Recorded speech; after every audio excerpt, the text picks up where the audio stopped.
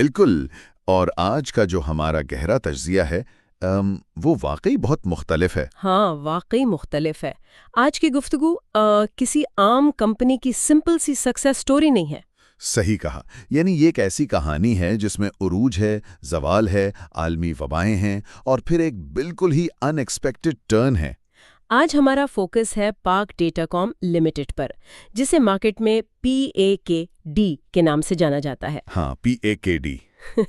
ये देखना वाकई हैरानकुन है कि कैसे एक कोर डेटा कम्युनिकेशन कंपनी ने मालियाती उतार चढ़ाव और मुल्की करेंसी के शदीद बहरान का सामना किया और अपनी बका यानी सर्वाइवल के लिए शमसी तवानाई के आलात बेचने का बिल्कुल नया रास्ता चुना। ये तज्जिया सिर्फ बैलेंस शीट्स या प्रॉफिट और लॉस की स्टेटमेंट्स तक महदूद नहीं है।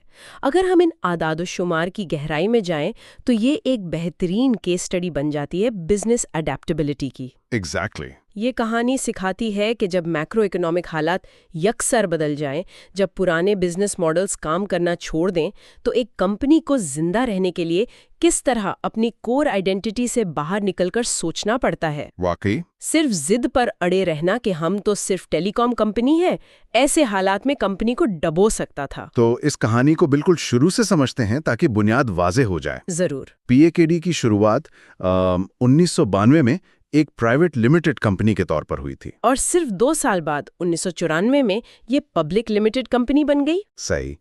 इनका जो बुनियादी काम रहा है वो डेटा कम्युनिकेशन नेटवर्क्स लगाना, उनका इंफ्रास्ट्रक्चर तैयार करना और नेटवर्क चलाना है। हाँ, जैसे CVSA यानी कम्युनिकेशन वैल्यू एडेड सर्विसेज कहते हैं, ये इनका असल मैदान रहा है। लेकिन असल में जिस चीज ने मेरी तवज्जो खींची वो इनका शेयर होल्डिंग पैटर्न है। ओ हाँ, वो बहुत दिलचस्प है।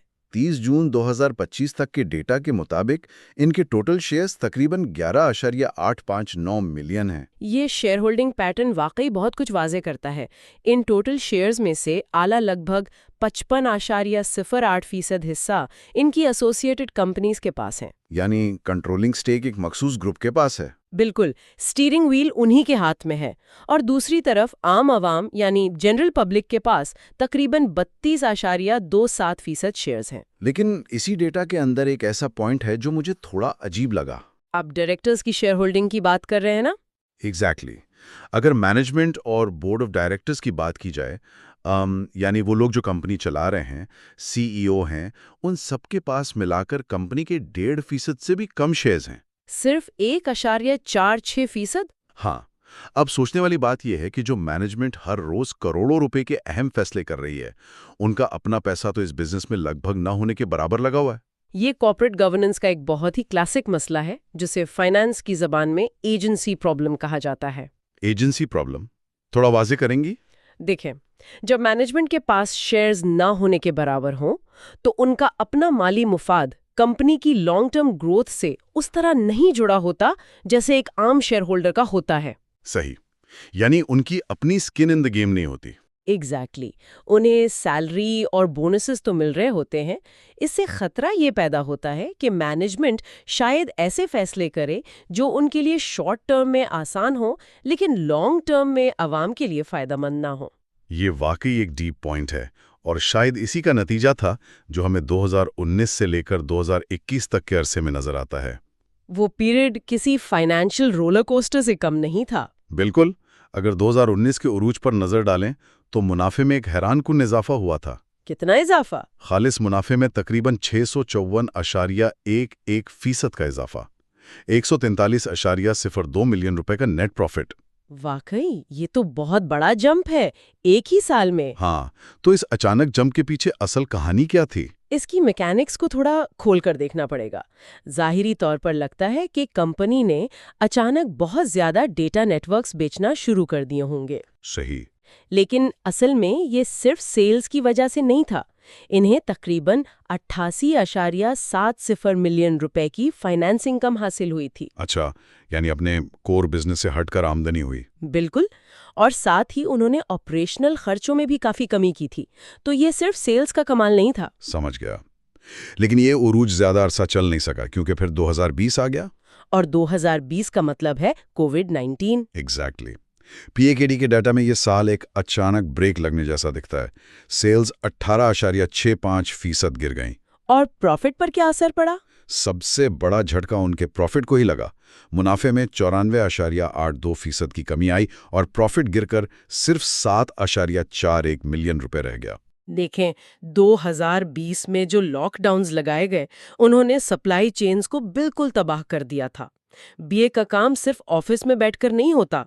उन्हें साइट्स पर जाना पड़ता है। हाँ, इंजीनियर्स को अलग-अलग साइट्स पर भेजना पड़ता है ताकि एंटेनाज और डेटा लिंक्स इंस्टॉल किए जा सकें।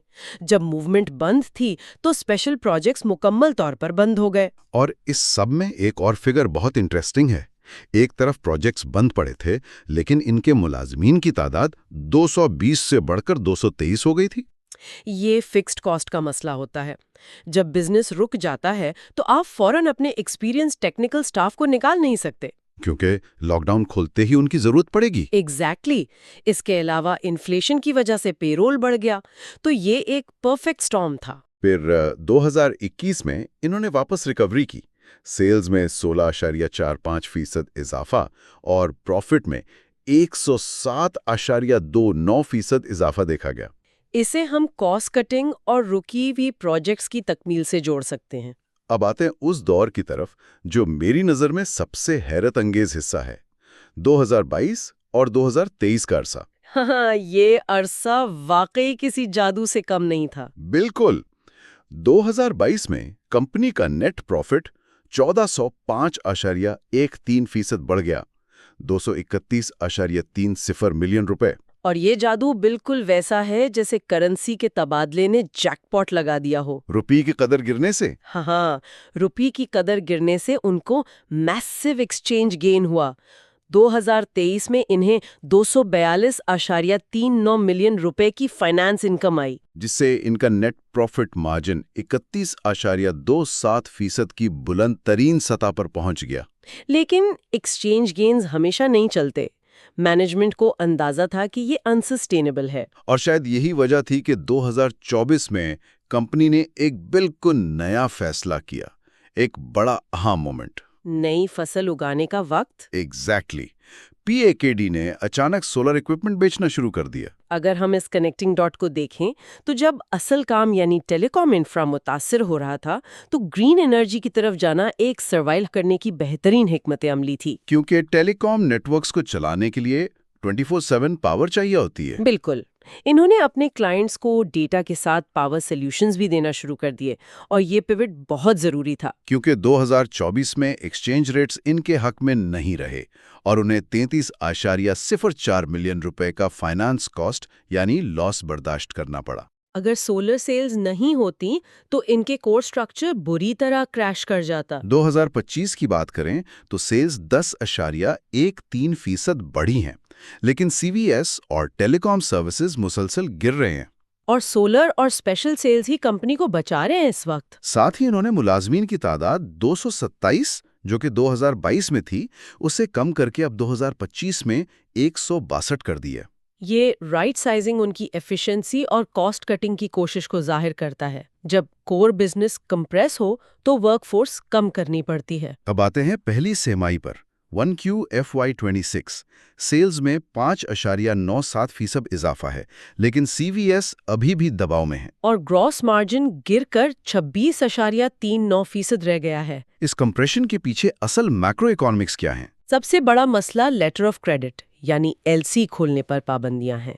जब आप आलात इंपोर्ट ही नहीं कर सकते, तो नए प्रोजेक्ट्स कैसे लगाएंगे? डिमांड में भी शदीद कमी आई है। हालात चैलेंजिंग जरूर हैं, लेकिन मुस्तकबिल पर नजर डालें तो पाकिस्तान की नौजवान आबादी जो 30 से अंडर है, वो नई टेक्नोलॉजी अपनाने के लिए बेचैन है। ये उनके लिए सबसे बड़ी अपॉर्चुनिटी है। ऑनलाइन एजुकेशन, रिमोट वर्क और ई कॉमर्स की डिमांड्स बढ़ रही हैं। क्लाउड, साइबर सिक्योरिटी और आर्टिफिशियल इंटेलिजेंस के शोबे भी हैं। एग्जैक्टली। आईओटी और खास तौर पर ग्रीन एनर्जी यानी सोलर और रूरल कनेक्टिविटी वो शोबे हैं जहां पाकदानी अपना मुस्तकबिल देख रही है। एडेप्टेबिलिटी ही असल कामयाबी है। तो इस सब को रैप अप करते हुए एक नया, सोचने पर मजबूर करने वाला सवाल ज़हन में आता है। वो क्या? जब एक डेटा कम्युनिकेशन कंपनी शमसी तवानाई के आलात बेचना शुरू कर दे, तो क्या हम एक ऐसे मुस्तकबिल की तरफ बढ़ रहे हैं जहां डेटा और एनर्जी एक ही सिक्के के दो रुख बन जाएंगे? वाकई एआई और आईओटी को चलाने के लिए बेपनाह डेटा और उससे भी ज्यादा बिजली की जरूरत है। क्या पीएकेडी का ये नया सफर किसी बहुत बड़ी टेक एनर्जी रेवोल्यूशन का हिस्सा है जो अभी हमारी नजरों से ओझल है? ये वो सवाल है जिस पर हम सबको गौर करना चाहिए। मजीद अपडेट्स के लिए बेल आइकॉन को दबाएं और हमारे चैनल को लाइक और सब्सक्राइब करें। Like and subscribe.